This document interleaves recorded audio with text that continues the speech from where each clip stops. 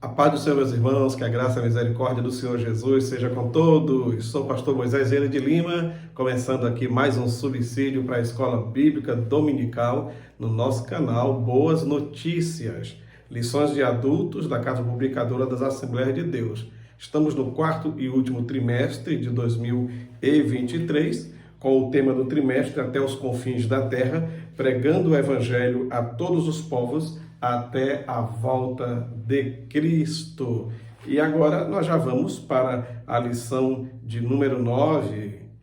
Número 9, exatamente. A nossa lição já está se encaminhando para o final, se bem que esse trimestre teremos 14 lições, certo? Então a lição de número 9 para 26 de novembro de 2023, com o assunto A Igreja e o Sustento do Missionário. O textuário diz: o meu Deus, segundo as suas riquezas, suprirá todas as vossas necessidades em glória por Cristo Jesus. Filipenses 4,19. E a verdade prática, o sustento missionário é um investimento espiritual que Deus acredita na conta dos doadores. Graças a Deus. Bom, a nossa leitura bíblica em classe está em Filipenses 4, 10 até o 20, que diz assim: Ora, muito me regozijei no Senhor por finalmente reviver a vossa lembrança de mim, pois já vos tinhas lembrado, mas não tinhas tido oportunidade. Não digo isto como por necessidade, porque já aprendi a contentar-me com o que tenho. Sei estar abatido, sei também ter abundância, em toda maneira e em todas as coisas estou instruído, tanto a ter fartura como a ter fome, tanto a ter abundância como a padecer necessidade. Posso todas as coisas naquele que me fortalece. Todavia fizestes bem em tomar parte na minha aflição, e bem sabeis também vós, ó Filipenses, que no princípio do Evangelho, quando parti da Macedônia, nenhuma igreja comunicou comigo com respeito a dar e a receber, senão vós somente. Porque também uma e outra vez me mandastes o necessário a Tessalônica. Não que procure dádiva, mas procuro o fruto que aumente a vossa conta. Mas bastante tenho recebido e tenho abundância, cheio estou, depois que recebi de Epafrodito, que da vossa parte me foi enviado, como cheiros de suavidade, sacrifício agradável e aprazível a Deus. O meu Deus, segundo as suas riquezas, suprirá todas as vossas necessidades em glória por Cristo Jesus. Ora, o nosso Deus e Pai, seja dada a glória para todos sempre. Amém. Graças a Deus. Então, o texto de Filipenses 4, 10 a 20, Paulo mostrando sua gratidão pelo carinho e o amor daqueles irmãos em cooperar financeiramente com ele, para que ele continuasse fazendo a obra do Senhor. Eu quero aproveitar, antes de ir para o comentário, e mandar o meu abraço aos pastores da área 22, área de supervisão 22, da Convenção das Assembleias de Deus do SETA, Serviço de Evangelização, Trabalho e Ação, no Maranhão e em outros estados da Federação. Mas eu quero mandar meu abraço hoje especial para o pastor Raimundo Taveira, pastor presidente em Vila Leal, o outro pastor Raimundo Andrade, pastor na Serra do Cravim, Deus abençoe, pastor José de Jesus Pessoa, na Vila União, meu abraço à missionária e a todos os irmãos aí, pastor Toinho e missionária Rosalda, que Deus abençoe a vocês na Vila Palmares, pastor Adaildo e missionária Flávia no Trecho Seco e toda a igreja em Trecho Seco ali na BR-010, no município do Brejão, próximo a Sailândia. Deus abençoe a todos os obreiros da sede da área 22 em São Francisco do Brejão, todos os diáconos, presbíteros, professores de escola dominical. Um abraço carinhosamente à irmã Glória Cavalcante, que lidera na sede a nossa escola dominical. Deus abençoe. Obrigado por sempre estar assistindo nossos vídeos. Muito bem.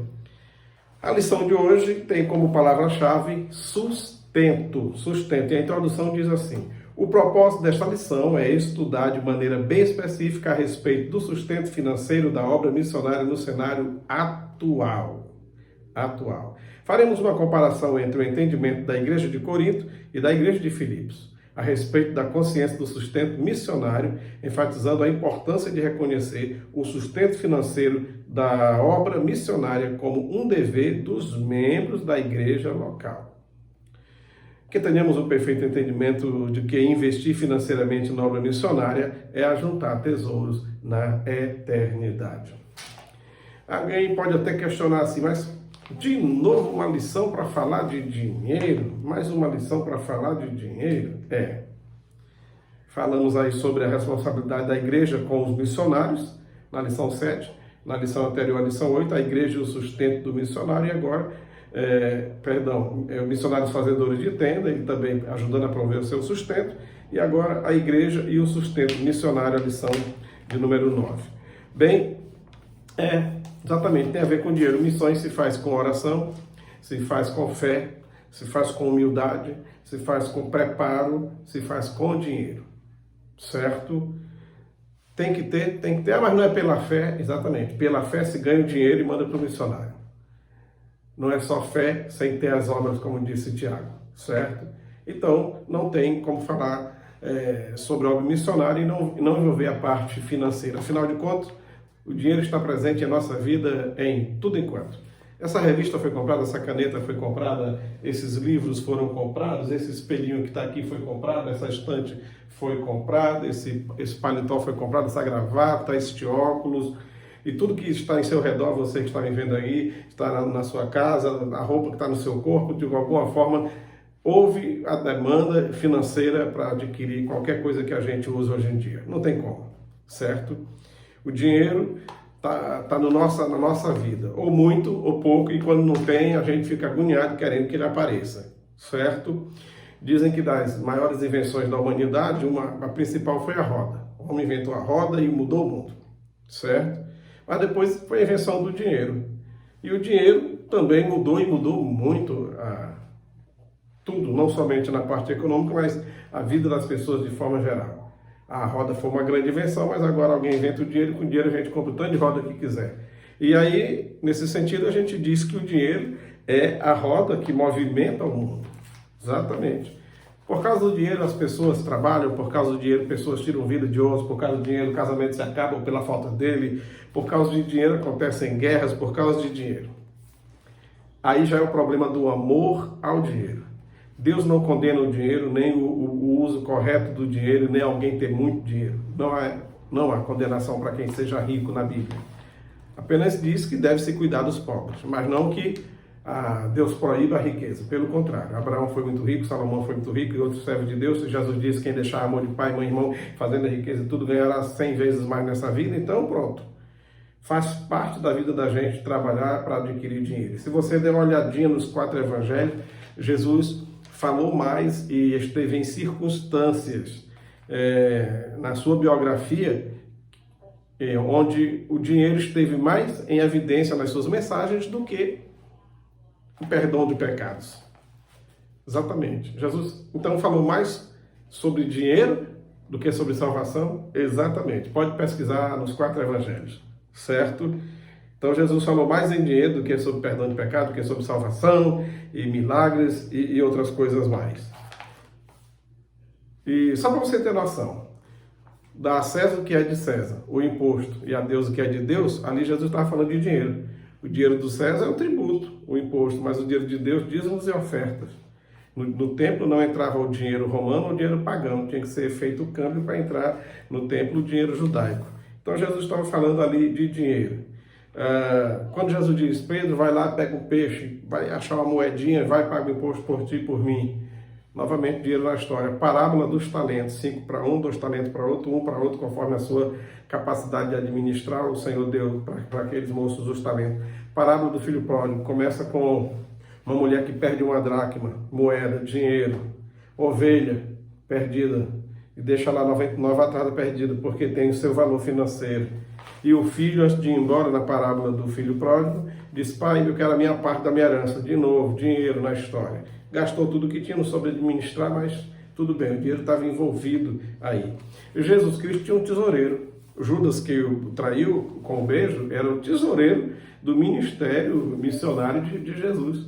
Ele cuidava da bolsinha e das arrecadações das pessoas, muitas delas mulheres, que contribuíam para o seu ministério enquanto ele estava cumprindo o seu ministério messiânico aqui na terra, certo?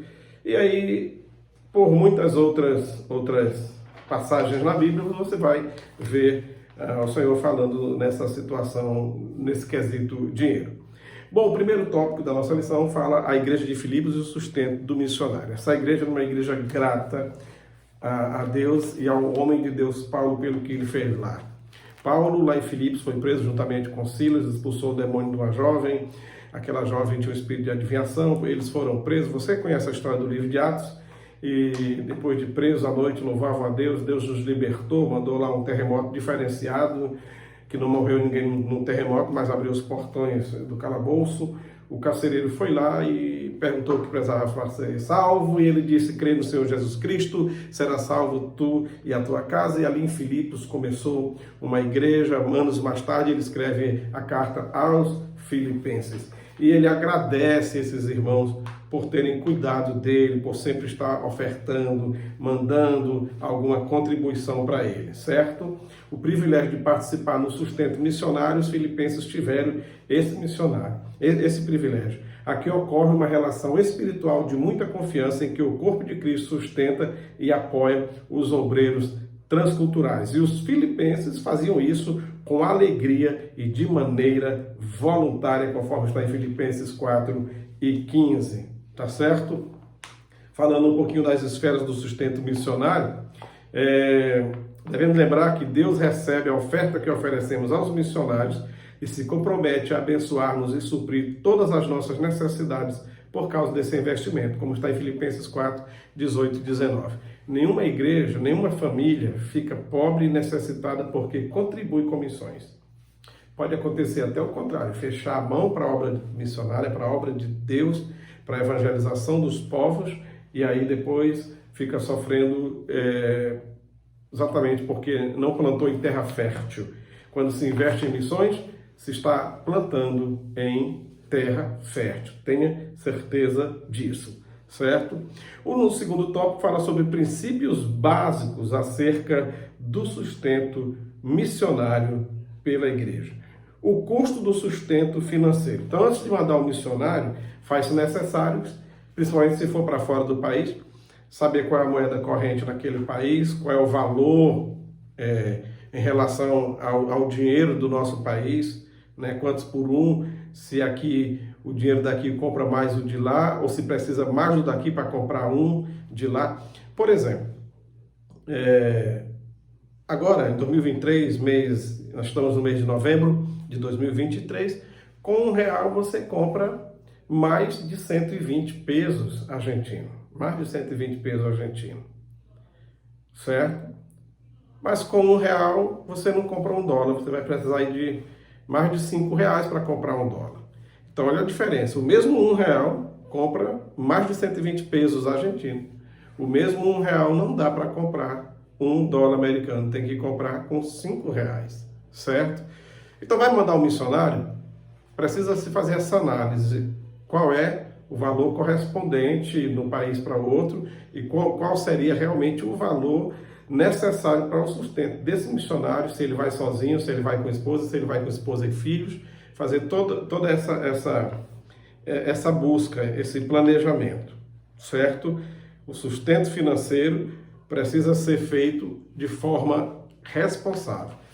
Não assim um tiro no escuro. Vai, missionário, nós vamos mandar tanto para você por mês. Mas esse tanto por mês resolve a situação? É melhor mandar um missionário que dê para a gente dar um suporte para ele fazer a obra de Deus, do que mandar 10 missionários com um tantinho para cada um e eles voltarem depois, desistirem porque a coisa não deu certo, viu? Então precisamos ter esse cuidado para que faça essa análise primeiramente. Então, o princípio básico do sustento do missionário. O missionário precisa do suporte financeiro. Esse sustento deve ser coletado, tá? Nas igrejas, nas congregações do campo, que está enviando e entregue regularmente aos missionários. Devemos colocar na mente dos irmãos que a contribuição, o sustento de missões é uma resposta voluntária dos fiéis em gratidão a Deus pela salvação.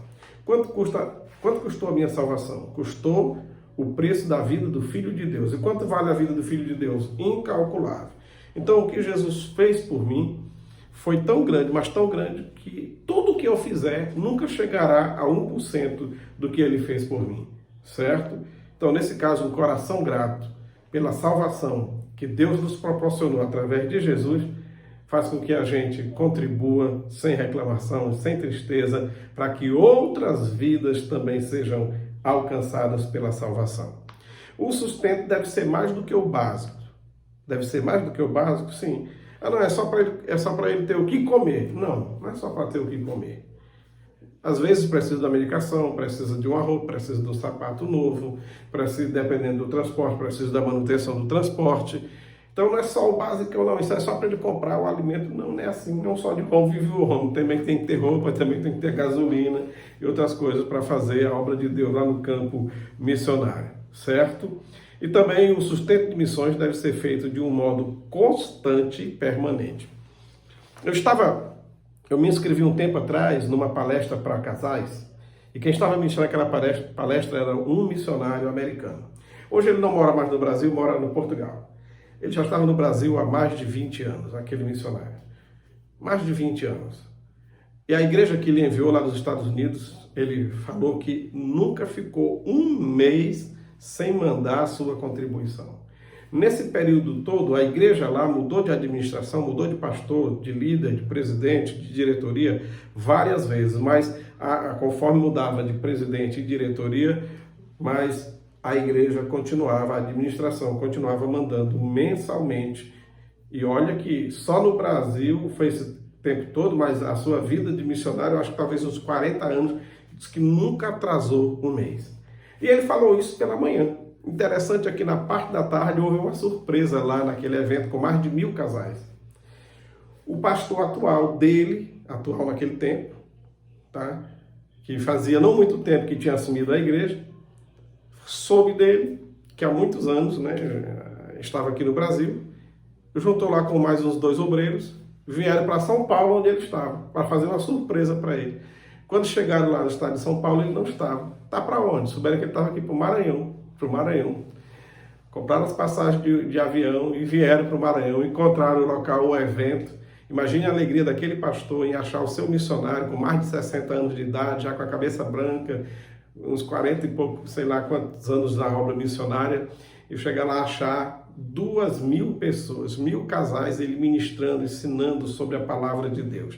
Então ele falou pela manhã que aquela igreja nunca falhou com o seu sustento. À tarde, o seu pastor presidente, o seu líder, né, chega e ele então o conhece pessoalmente, se abraçam e tudo mais, e foi uma alegria. Então veja só, muitos faz a obra de Deus assim, manda missionário, o missionário trabalha, se esforça, peleja, consegue um terreno, faz um galpãozinho e com muita luta levanta as paredes e cobre, e às vezes usa do dinheiro que é mandado para o seu sustento para ajudar ali naquela construção, para ajudar uma pessoa, divide da sua ajuda com as pessoas do local onde ele está evangelizando, com muita dificuldade, batiza uns para Jesus e aí converte o bolso deles também, devagarinho eles começam a ofertar e a entregar seus dízimos e tudo, aquele missionário com alegria, manda um relatório lá para a igreja que ele enviou, nós já temos 40 crentes, graças a Deus já está dando uma renda aqui, assim. Aí o povo que enviou, como é que ela já está tendo a renda? Pois agora, a partir do próximo mês, manda só a metade. Meu irmão. O cara plantou tanto, lutou tanto e foi punido porque rendeu. Foi punido porque agora entrou um dinheirinho lá, depois de 3, 4, 5 anos pelejando.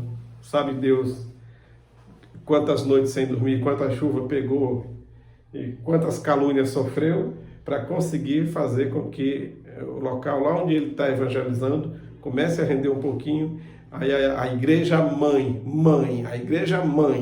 corta pela metade que agora ela já está rendendo um pouco. Misericórdia.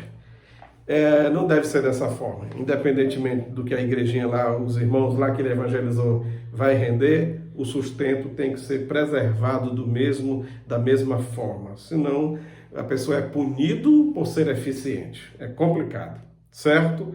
Então, o desafio da igreja local não é somente enviar, mas também manter o sustento missionário, não abandonando o obreiro e sua família no campo de trabalho. E, na verdade, antes de enviar o missionário, seria bom que a igreja que está enviando, a Secretaria de Missões, a agência missionária, fosse ter um conhecimento in loco E lá no local, onde é que você está sendo enviado? Eu estou sendo enviado para os rincões lá do Chile, do sul do Chile. Lá no encontro com a Terra do Fogo, da Patagônia, para lá. Sul do Chile, pertinho da Argentina, no fim do mundo. Está indo para lá? Então, primeiramente, seria bom que a igreja fosse lá. Fosse lá por uns 2 ou 3 ou 4 obreiros, uma comissão, fosse lá conhecer o local, a realidade do local, sentir na pele o que é viver naquele lugar. Está indo lá para a Amazônia, para uma etnia de índio, vai lá, fica uma semana, é lá onde o missionário vai ficar. Lá, sem energia, sem internet, talvez só com um radinho e uma pilha, vai ficar com eles lá uma semana e tudo, saber o local onde o missionário vai trabalhar. Assim, a igreja que envia terá mais, digamos assim, um respaldo para falar e contribuir com aquele missionário. Porque muitas pessoas pensam que missionário está vivendo numa vida nababesca, nadando em bênçãos e tudo mais. E está, porque está fazendo a obra de Deus. Mas enquanto a gente está no mundo, existem as aflições no mundo. E a igreja que envia fica aqui na retaguarda da oração e da contribuição. Então, Paulo, a alegria de Paulo, você pode reler várias vezes esse texto aí de Filipenses. A alegria de Paulo, irmão, com aqueles irmãos. Ele não tinha essa mesma alegria com os irmãos de Corinto. Paulo se doou pela igreja de Corinto e tudo. E se ele não soubesse fazer tenda, coitado de Paulo. Olha lá. Se ele não soubesse fazer tenda, fosse depender dos irmãos de Corinto para ele sobreviver, não foi fácil não. Tá? Agora, a igreja de Filipe, a alegria que Paulo expressa por aqueles irmãos, que ele já nem estava lá com eles, mandarem para que ele estivesse abençoando a outros, certo? Então, sejamos a igreja de Filipos, no que se diz respeito à contribuição missionária. A igreja de Corinto, embora fosse uma igreja que os dons fluíram bastante, os dons espirituais, seus membros demonstraram insensibilidade quanto ao sustento financeiro do seu missionário, o apóstolo Paulo. Então, investir na obra missionária é a certeza de que estamos ajuntando tesouros no céu. Correto? Nossos dízimos e ofertas são uma maneira de reconhecermos a soberania de Deus em nossa vida e é a vontade divina a salvação dos perdidos na terra. Pena que menos de 20% dos irmãos contribui com missões. Você que está me ouvindo agora, dê uma analisada bem aí na igreja onde você congrega, quantos crentes tem lá? E desse total, quantos tem um nomezinho lá no caderninho de missões, lá no livrinho de contribuições missionárias, quantos? Dá 10%? Se tem 200 crentes, tem 20 lá contribuindo? Se tem 500 crentes, tem 50? Essa é uma média geral no Brasil. As igrejas pentecostais são as que menos, em percentual, os membros contribuem. Igrejas mais tradicionais como a Batista, eles são menos em quantidade, mas são mais em percentual de contribuinte com a obra missionária. Nesse sentido, eles ganham de nós, porque embora sendo bem menos pessoas, mas eles, no percentual, passam de 40% de contribuintes com a obra missionária. E as igrejas pentecostais, principalmente a Assembleia de Deus, no geral, no Brasil, do total que tem, não chega a 20% da sua membresia, dos seus congregados a contribuírem com a obra missionária. Precisamos mudar essa história e continuar investindo no reino de Deus através da contribuição missionária, tá bom? É isso aí, que Deus abençoe, obrigado pelo carinho de assistir e chegar até aqui. Se você chegou até aqui, Deus te abençoe, curta aí o nosso vídeo, se inscreva no canal Boas Notícias se você ainda não é inscrito e que Deus dê graça a todos em nome do Senhor Jesus. Até o nosso próximo subsídio, se Deus nos permitir. Fique com Deus.